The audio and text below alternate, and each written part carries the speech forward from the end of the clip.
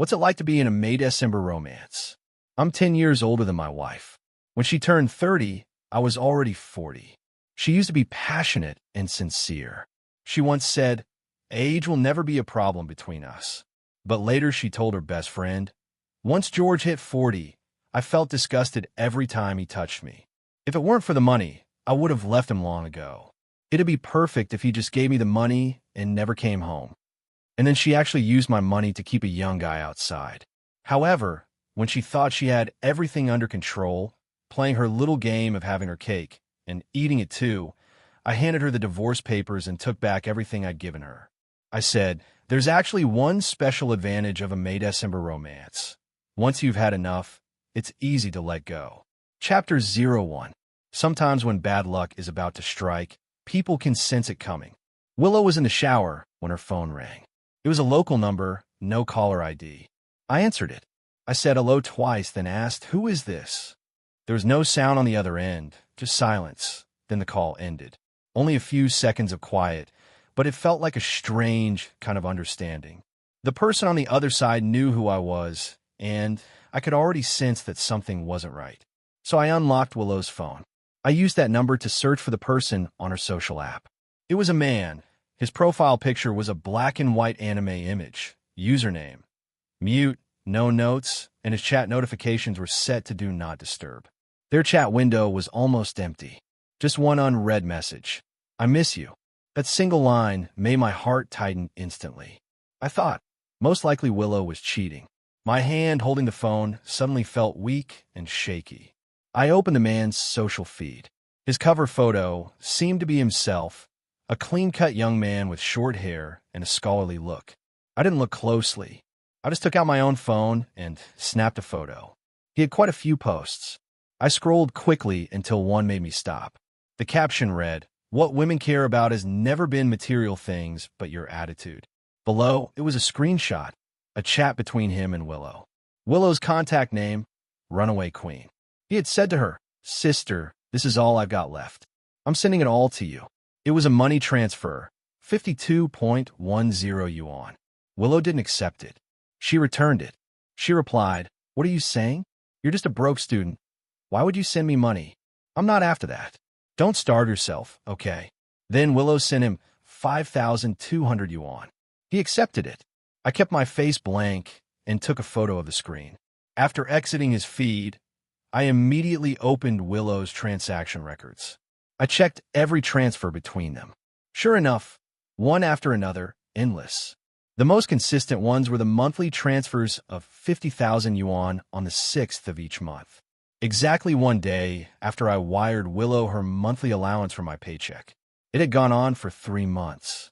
Aside from that, hundreds of thousands in little amounts everywhere. Even transfers with special numbers. I took photos of every single one. The whole time I stayed calm. When I exited, I even remembered to mark their chat window as unread. Chapter 02. What's wrong, honey? Why are you spacing out? Willow came out of the bathroom, towel drying her hair as she tilted her head and looked at me curiously. I came back to my senses. I looked up at Willow. She was wearing only a thin bath towel, her waist slim, legs long, curves flawless. Willow had always kept her figure perfectly. People used to envy me for it, saying, "With a woman like her, as long as she's not plotting your murder, what can't you forgive? Besides, she's so devoted to you." Indeed, I always believed Willow was faithful to me. But now it seemed that was only what I believed. I said, "By the way, someone called you just now." Didn't say a word and hung up. "Maybe check who it was." She replied, "Probably just a spam call. Don't worry about it." Willow took the phone from me naturally. She slung the towel over her arm, bent down to pick up the laundry basket, and said, "I'll go wash the clothes on the balcony." Even though I tried my best to share the housework, Willow often complained that chores were endless. She'd say, for example, just doing laundry took her more than 2 hours every day. But later I noticed, even when there was only one piece of clothing, she still took that long, insisting on washing every single day. I used to think she was just overly clean, breaking one task into a dozen little ones. But now it seemed there was another reason. After a while, Willow came back in. As she changed clothes, she said to me, "Honey, I need to go out for a bit." Something urgent came up. Don't wait for me tonight. I asked what happened. She said, Maria had a fight with her husband and is talking about divorce. She ran away from home. I don't know what's really going on, but I need to check on her. If it's too late, I'll just stay at her place tonight. I asked, is Sophia going with you? She replied, yes. So convincing. Details, evidence, even a witness. I nodded and said, be safe. Chapter 03. Willow left in a hurry, but I stared at the wedding photo on the wall for a long time. I really couldn't understand. Why? Why would Willow cheat? And that man, who was he? His face, his transactions with Willow, those social media posts, they flashed in my mind one by one. Then suddenly something clicked. I grabbed my phone immediately. I'd seen this man before. Chapter 04. It was about half a year ago. Willow had been assaulted and reported it to the police. She was giving her statement at the station when I rushed over. She seemed mostly fine, though her arm had several untreated scrapes. But she didn't seem to care at all. Her eyes were soft, shy, almost dreamy, like a young girl in love. To be honest, I hadn't seen that kind of expression on her face since her teenage years. When everything was settled, I was ready to take her home, but she walked up to a man in a uniform, thanking him repeatedly. If it weren't for you today, I don't even want to imagine what could have happened. I really appreciate it. I paused and looked at the man. He waved his hand and said, don't mention it. Just doing my job. Still, be careful when you're out. That area is full of shady people. Willow lowered her eyes and nodded gently. That day, to avoid any potential conflict, I brought my buddy David along. When Willow went to the restroom, David teased me. Don't you think that young guy looks a bit like you did when you were younger? I thought he was talking nonsense, but I still glanced at the man a few times. Now the image from that memory overlaps perfectly with the man in the photo. It was him. Chapter 05. Willow didn't come home all night. She returned the next evening. She brought back spicy beef offal from our favorite place. She said, it's from a spot we always go to. I already ate, but I packed some for you. Go ahead and eat. I'm going to shower. Okay. Willow went into the bathroom. I took the spare car key and went down to the underground garage. Her car had been clean, spotless. Nothing seemed out of place. But that wasn't what I cared about. What I wanted was the dashcam footage. I checked all the recordings from yesterday to today. Willow had driven to the university in the southern part of the city. She made a call and said just a few words. I'm here. The man came out holding a bouquet of flowers and got into her car. Then came the sound of kissing, of heavy breathing. The man asked, did you let your husband touch you? Willow replied, shut up. He pressed on, come on, did he?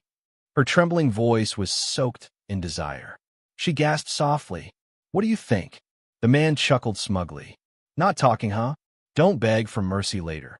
The car's accelerating speed in the video made their urgency obvious. It stopped at a hotel near the university. The next footage appeared the following morning at 10 a.m. Only Willow was there. The video played quietly. I sat frozen inside my own car, my body stiff, muscles aching from tension. I reached to turn off the playback. Then a phone rang in the recording. It was Sophia, Willow's best friend. She asked, where are you? Why aren't you here yet? Willow replied, on my way. Sophia said, you're this late already. What were you doing? Don't tell me you want to see Makoto again. Willow hummed in response. Sophia sighed. Seriously? You're actually doing this? Willow chuckled softly. What do you mean, actually? What's real, what's fake? Sophia replied. Oh, please, don't play dumb. I thought you just had a crush on him, but now it's turning into a full-on affair. Weren't you head over heels for your husband? What happened? Why cheat all of a sudden? The questions seemed to stump Willow. After a long pause, she said quietly, George is over 40 now. Sophia asked, and Willow replied, I don't know why, but ever since he turned 40, I feel disgusted whenever he touches me. If it weren't for the money, I would have divorced him long ago. Sigh. If only he could just give me the money and never come home. Chapter 06. How long has it been since Willow and I were intimate? I smoked a cigarette, thinking about it. It must have been around half a year ago. That was when work started getting busier. I was fighting for an important promotion, working overtime, burning the candle at both ends. Every day when I came home, all I wanted was sleep. Willow would come over in new lingerie, pressing herself against me. But I was too exhausted and pushed her away. I said, "Not now. I'm too tired." Next time. The first time, Willow didn't mind. She even felt sorry for me. The second time, she wasn't happy, but she held back her temper. The third time, she got angry and slammed the door on her way out. Later, I found her at a bar. I knew things couldn't go on like that. I held her in my arms and tried to make it up to her. But that attempt didn't end well. I was distracted, my mind occupied with the next day's meeting. Willow noticed too, and we ended things quickly. I felt helpless, not knowing how to fix it or how to comfort her. But she was the one who comforted me instead. She said it was her fault that she was being too childish. She said, "Honey, don't overthink it, okay? Just take me on a trip when you're not busy." I thought everything was fine again. She still treated me well, even though she no longer fell asleep on my arm. And even though we hadn't been together in half a year, she was still kind to me. But now she says she feels disgusted when I touch her. That one sentence, ever since I heard it, just thinking about it chills me to the bone. My hand, holding the cigarette, kept trembling. The ash fell onto my skin, burning. But the pain was nothing compared to the wound that one sentence left. Chapter 07. Willow called me asking where I was and why I hadn't come back yet. I said I'd gone downstairs to take out the trash and would be back soon. She hummed softly and said, "Then I'll go to bed first." When I got upstairs, Willow was already asleep, facing the left side near the edge of the bed, leaving me plenty of space. I didn't lie down. I just sat at the edge of the bed. I watched her back all night. The year I met her, she was 18, just admitted to this city's university. A rebellious girl who secretly changed her college preference behind her parents' backs. And once she got the admission notice, she ran away from home, with nothing but a backpack. Her brother was worried and asked me to help pick her up at the station.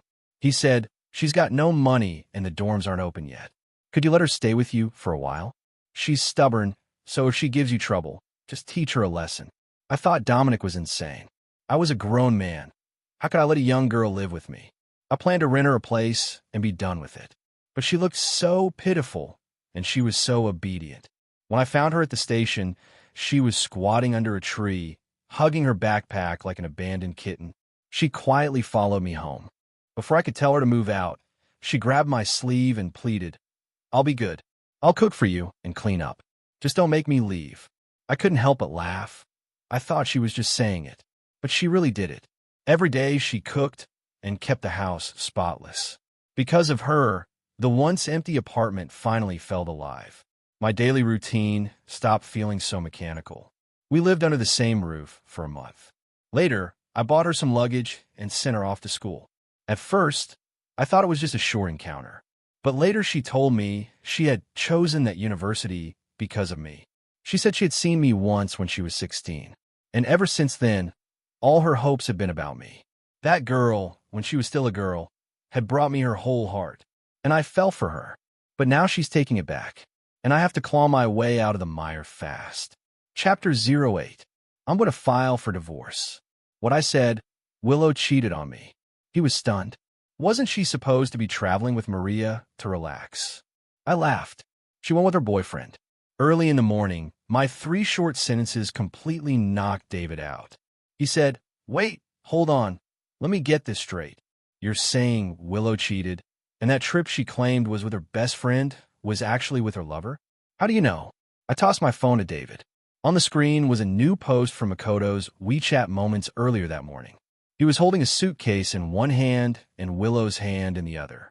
The caption read, "We're running away together." Honestly, I had only added him on WeChat just to try my luck. I never expected he'd actually accept the request. Whether he realized the person adding him was me didn't matter. I told David, "Willow's gone for 3 days. Can I get the divorce papers ready by the time she's back?" David's face darkened. "I'll draft them myself." I nodded and reminded him, "Don't tell Sophia." David was Sophia's husband. I'd heard they went through a lot to be together. I only met him because of Willow. But somehow, after a few hangouts, we ended up becoming close friends. Fate is strange like that. Some people stay strangers all their lives. Others click instantly, as if they've known each other forever. He said, "I know. Don't worry. Actually, I asked, what is it? David hesitated, then shook his head. It's nothing. We'll talk later. Are you okay? Want me to grab a few drinks with you?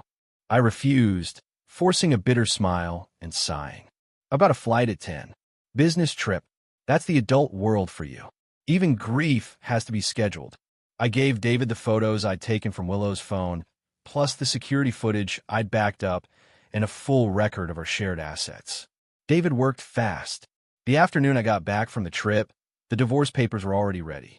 He said, even though she's the one at fault, it's impossible to make her walk away with nothing. But I'll fight to get you the best deal possible. I opened my mouth to speak, but David cut me off. Don't act all magnanimous or pretend you're above it. No fake spiritual victory. She messed up. She pays. That includes any money she used to support her side guy. We'll reclaim every cent. I smiled faintly. Of course. I never said I wouldn't. David, thank you. He patted my shoulder lightly. It's no big deal. It's just a divorce. You've got me. That night, David drank with me, one glass after another. We talked about the past, the future, our hopes, our regrets, until both of us got drunk and passed out on the carpet. The next morning, the alarm clock woke me up. I took the day off and got dressed.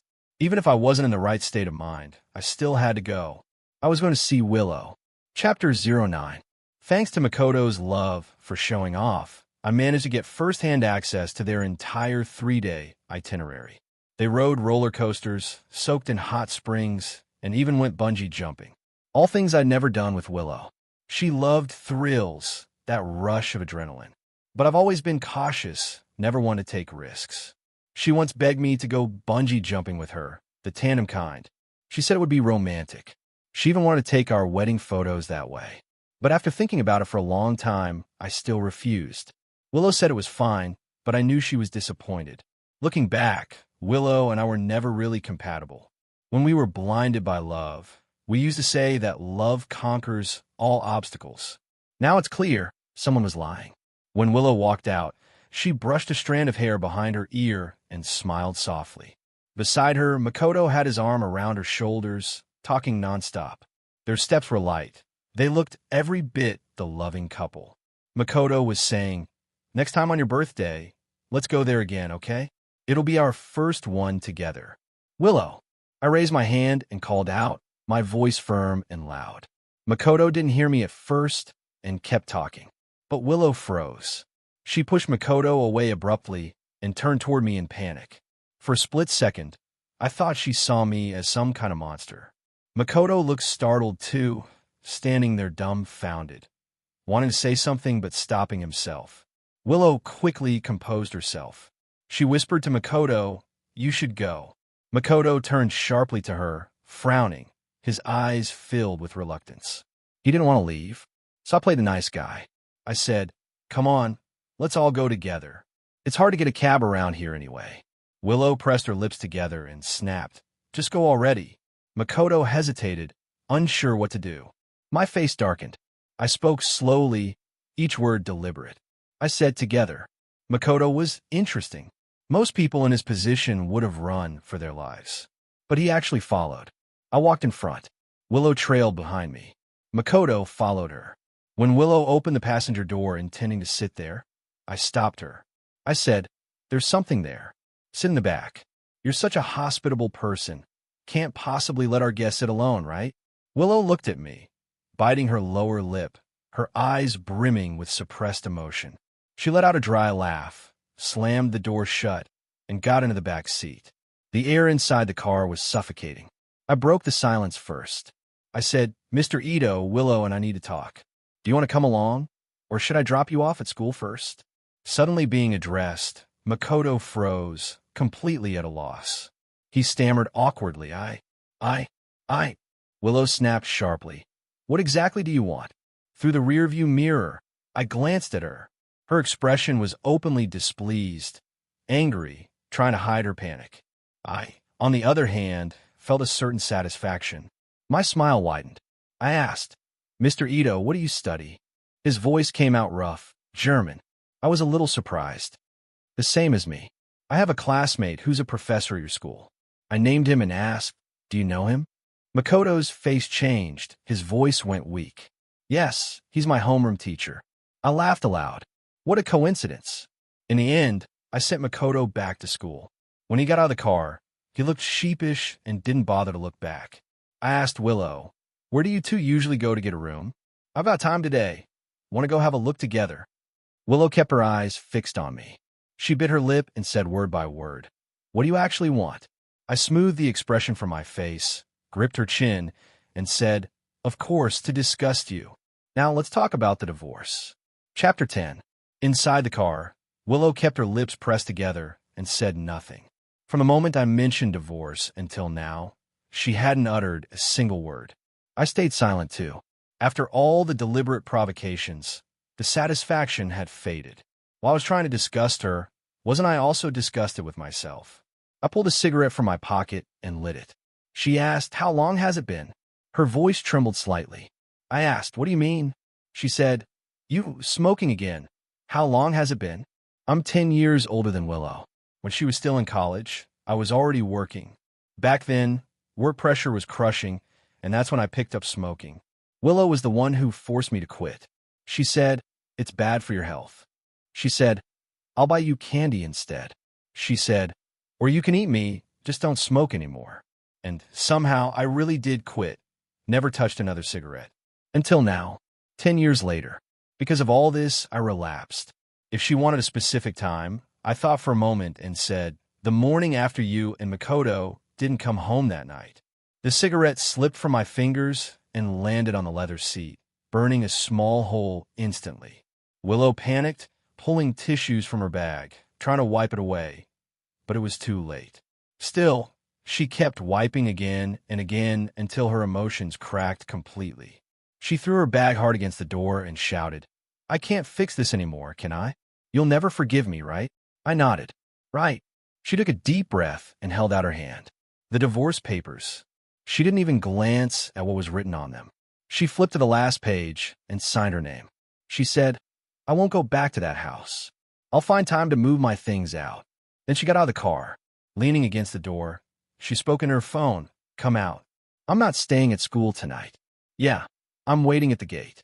After hanging up, she shot me a cold look and sneered, "When you're ready to go to the Civil Affairs Bureau, call me." Chapter 11.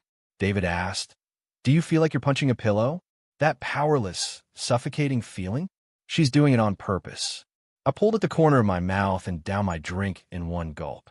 "I know," I said. Maybe at first I hadn't realized it, but by now I'd tasted the truth. Willow had always been a fiercely proud person. Her attitude toward people and things was, "I'm not wrong, and even if I am, so what?" I knew her. I'd already imagined how she would react. And yet, even being prepared, her casual indifference still stung. My hand holding the glass trembled.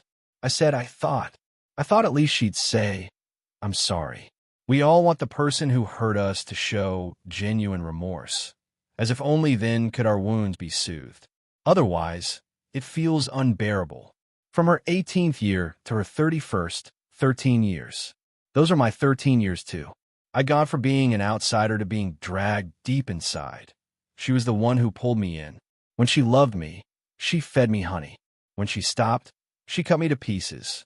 She owed me an apology. The repeated grind of negative emotions made me lose control. I took 2 days off, stayed home, went nowhere. I cursed. I broke down. And at last, I calmed down. Because of a phone call from my boss. He said there was a change in the data in a contract, and I needed to revise it quickly. I opened my laptop and got to work. 2 hours later, I sent him the updated contract.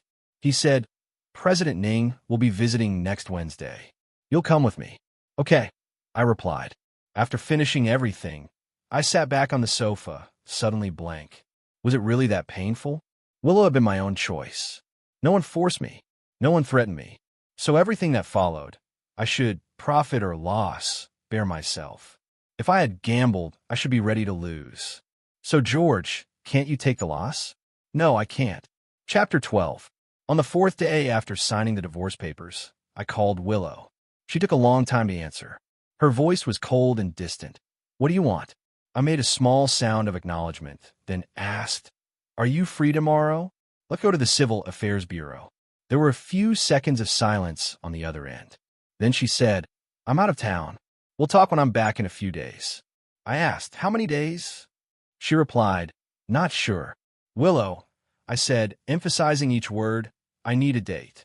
You have to give me a time. I told you I don't know. Her voice rose, tinged with irritation. I already signed the divorce papers. What are you afraid I'll run away? I said calmly, 2 days. What? I'll give you 2 days, I said. If you show up at the Civil Affairs Bureau the day after tomorrow, I'll let you keep a bit of dignity. If not, I'll tell everyone you cheated. The line went dead the moment I finished. I could imagine how furious Willow must have been. She probably threw her phone against the wall. I didn't care whether she was really out of town or just making excuses. All I cared about was getting this over with as soon as possible. But to my surprise, the next evening, Willow actually showed up at my door. I asked, what are you doing here? She said, I have something to ask you. What is it? Willow looked at me, then let out a sarcastic little laugh. What? I'm not even allowed to come inside now. Her mocking tone made me frown. I asked, what exactly do you want to say? Willow crossed her arms, sneering. George, you've gone too far. No matter what happened, this is between us. You're a grown man. Shouldn't you stop picking on a student? I asked, what are you talking about? Don't deny it, she said, her eyes sharp with sarcasm. You're telling me Makoto losing his scholarship had nothing to do with you? Makoto? Who? A deep voice suddenly came from behind me. Willow froze. Brother Dominic stepped out from behind me, his face expressionless as he stared at Willow. Who is Makoto? He asked coldly. Willow looked from him to me and back again. What are you doing here? She asked. I should be asking you, Dominic said. Who is Makoto? She shot back. It's none of your business. Dominic frowned. You can tell me yourself, or I can find out on my own. Willow pressed her lips into a thin line, refusing to speak. I rubbed my temples. Enough, I said. Go inside. I'll talk to her. Dominic seemed about to say something, but I cut him off. This is between me and Willow, I said firmly. The two of them locked eyes for a long moment before Dominic finally turned and went back into the room. I looked at Willow and let out a slow, heavy breath. About Makoto, I said, I have no idea what you're talking about. But if you had half a brain, you'd know better than to come here accusing me. If I really wanted to ruin him, those photos of you two sneaking around the hotel records, I could have gotten him expelled. What's in your head, sawdust? The next second, Dominic's shocked voice came from behind me. Cheating? Hotel? Divorce? You cheated. You two are getting divorced. I turned toward him, speechless. Do you have to eavesdrop? Dominic ignored me. His gaze was fixed coldly on Willow. Answer me, he barked. Willow let out a sharp, derisive laugh. This is between me and him. None of your business. None of my business? Before she could react, Dominic's hand swung across her face hard. Have you no damn shame? Willow was never the type to take a beating quietly. Even when she was clearly in the wrong, she'd still fight tooth and nail. As the two of them began to struggle and shout, I expressionlessly closed the door, shutting them both out. I didn't know when they stopped fighting nor when they finally left. The next morning at 8 sharp, I arrived at the Civil Affairs Bureau. I took a number and waited for Willow. About 10 minutes later, she showed up. She sat beside me in silence, the red mark on her cheek still visible, her face pale and spiritless. Soon enough, our number was called. I stood, but Willow suddenly grabbed my sleeve. Her voice trembled. That day I lied. I didn't go to see him. We're done. He called me to say his scholarship was canceled. I knew it wasn't you. I was just happy because it gave me an excuse to come see you. I never wanted a divorce. I never once thought about leaving you. Her voice grew weaker, almost choking with tears. I'd never been good at handling Willow's tears. Back then, I'd fallen for her because her eyes turned red for me. But now I said, Willow, you're crying. Honestly, it disgusts me. Her grip on my sleeve tightened sharply. She froze for a long moment, then looked up blankly. What did you just say? I pried her hand off, tore the paper in my hand to pieces, and took another number. I said, the truth is, since this all started, we've never really sat down to talk. You never even asked how I found out about your affair, or what I knew. I looked straight at her. Let's lay it all out. Half a year ago, Our marriage started to fall apart. You were unhappy. Then you met Makoto at a nightclub.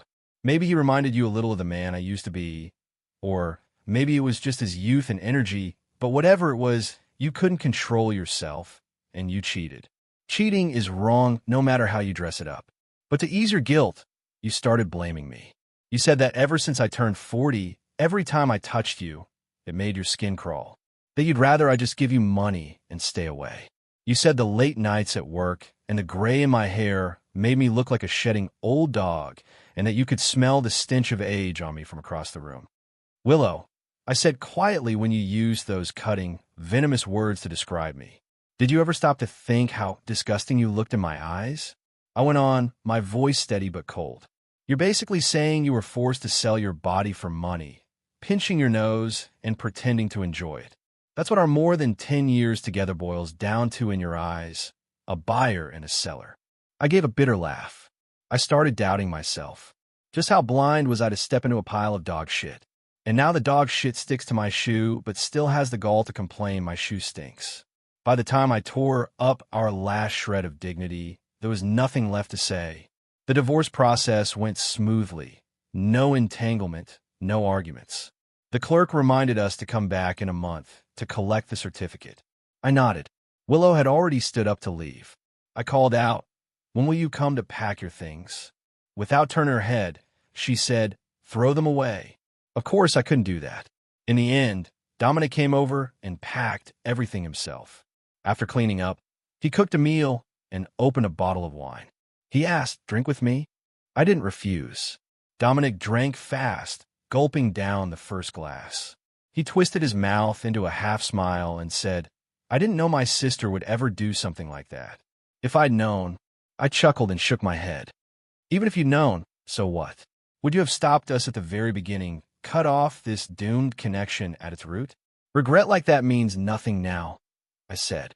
"Back then, both our families were against us being together. I still remember what Willow told me once. She said, 'I don't know if I'll regret it someday being with him. But I know if I don't, I'll regret it right now.'" Dominic asked quietly, "Is that why you made up your mind?" I shook my head. "No, it's just, that's exactly how I felt too." I downed my drink and said, "Thinking about it now, I was much braver and purer in my 20s. Back then, I could ignore what others thought.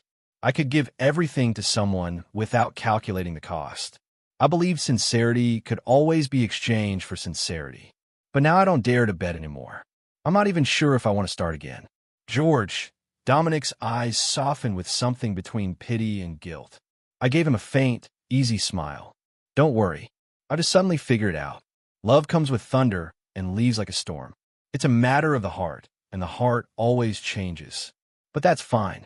People die from illness, people die from poverty, but I've never heard of anyone dying because they lost love." Maybe I was a little drunk, and because Dominic was an old friend, I rambled on for quite a while. He stayed quiet, just listening, never interrupting once. When I woke up the next morning, he was gone. He'd left a note on the table. He said he had a flight to catch and didn't want to wake me. He wrote that he'd figured a lot of things out and that he'd met a really good girl. When he got back, he planned to be with her.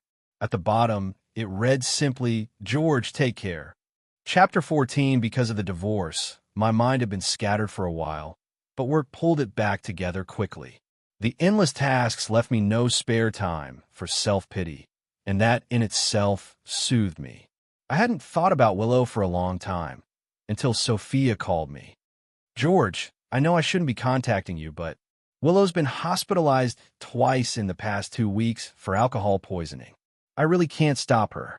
You're the only one who can talk to her." "George, she knows she was wrong." Sophia probably didn't actually expect me to agree. So when she saw me walk into the hospital, she was stunned. She quickly stood up and gave me her seat. She said, "I drank a bit too much yesterday, too. You two talk first. I'll go home and catch up on some sleep." I looked at her, puzzled. "I thought you told David you were pregnant. Why are you still drinking?" Sophia's face went pale. She waved her hand awkwardly and left without looking back. I turned back and found Willow staring blankly at me. When our eyes met, she quickly looked away. "Willow," I started, but she cut me off urgently. My arm hurts, she blurted. The left one. Every time it rains, it aches so bad. That year we couldn't see each other for months. I told you my dad had me grounded. But actually I was in the hospital. He broke my arm. I never told you. I didn't want you to worry. I asked quietly, why tell me now? Willow lifted her head, her eyes searching mine carefully. I tugged at the corner of my mouth, half a smile. Honestly, this isn't the right time to bring it up. If you told me back then, I would have been heartbroken and guilty. But now, Willow, that was your choice. You chose to sacrifice yourself to be with the person you loved. Good or bad, you had to bear it. Just like me, I chose someone who cheated. Good or bad, I had to bear it. The hopeful light in Willow's eyes dimmed. She turned her face away. You won't even give me a chance, she said quietly. Then why did you even come? I looked down at her. I came to tell you, don't destroy yourself.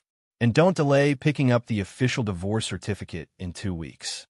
Willow, I want a divorce, not a funeral. Willow's voice rose. You hate me that much. I turned to leave. Without looking back, I said, if the roles were reversed, wouldn't you want to kill me too? Chapter 15. I walked away cleanly. Sophia was clearly frustrated. She said, annoyed, I went out of my way to call you here. Can't you at least talk properly? Willow replied coldly, stay out of it. Even if I die, don't call her again. Sophia shook her head. Later? There is no later. If you really want to fix this, why are you still acting out? I never understood. You're always so sensible with everyone else, but the moment you're in front of George, you act like a child who never grew up. Willow turned her head to the window and said nothing. She didn't know either. She wanted to talk properly. She even wanted to lower her pride. But whenever she faced George, that strange feeling of grievance rose up. She was the one in the wrong. Yet she felt wronged, as if George should still keep forgiving her no matter what she did without asking for anything in return. Willow was panicking. From the moment she saw George at the airport, her heart had been in chaos. Part of her was desperate to do something, anything. Another part of her was already numb, knowing nothing would help. George would never forgive her. Cheating with Makoto was wrong. After making that mistake, she tried to cover it up. So when Sophia exposed it all, she felt humiliated and furious. And in her anger, she lashed out with sharp, cutting words, and immediately regretted it. She warned Sophia again and again not to repeat what she'd said. She was even afraid to face George. Ashamed, feeling she had no ground to stand on. Willow knew this broken relationship being thrown away was only natural. But still, she was terrified. Makoto had come to her more than once. He'd said, anxious and angry, I got a court summons. They're making me pay back the money. Why? That money came from you. How can he demand it back? When Willow heard the news, she actually found it a little funny. George had always been like that. Petty, vengeful, never forgetting a slight. If Makoto hadn't stirred up trouble first, George probably wouldn't have even bothered to recall that money. Just like George once said, if I really wanted to ruin him, I could have gotten him expelled. But Makoto foolishly still wanted to be with Willow. He thought that since she was getting divorced, he could now be with her openly without shame. What he didn't know was, Willow could be with anyone except him. Makoto was the living proof of her reckless, sordid past, the embodiment of everything she wanted to erase. And people don't keep their stains close by, they scrub them off. Makoto had spent part of the money already. He wanted Willow to help him fill the hole. But Willow hadn't received much from the divorce. How could she possibly help him? So she refused him and warned him. If he came to her again, she'd be the one collecting the debt next time. Makoto stormed off, furious. Before leaving, he slapped her hard across the face and called her filthy. Willow didn't resist. She accepted it, both the slap and the insult. After being discharged from the hospital, she found a job at a laundromat.